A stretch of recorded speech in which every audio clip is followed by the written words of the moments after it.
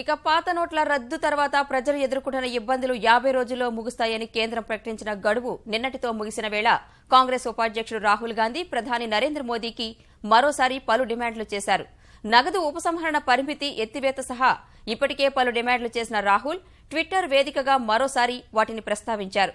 బ్యాంకుల నుంచి నగదు ఉపసంహరణపై పరిమితి ఎత్తివేయడంతో పాటు నోట్ల రద్దు కష్టాల నేపథ్యంలో దారిద్ర్య రేఖకు దిగువన ఉన్న ప్రతి కుటుంబంలోని మహిళ పేరిట 25,000 రూపాయలను జమ చేయాలని సూచించారు.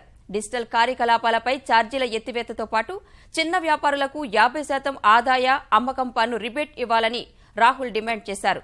నగదు ఉపసంహరణకు పరిమితుల నేపథ్యంలో ప్రతి బ్యాంక్ ఖాతాదారుడికి ఏడాదికి 18% చొప్పున వడ్డీ చెల్లించాలని సూచించిన రాహుల్ జాతీయ ఉపాధి హామీ పథకం పని దినాలు, వేతనాలను రెట్టింపు చేయాలని డిమాండ్ చేశారు.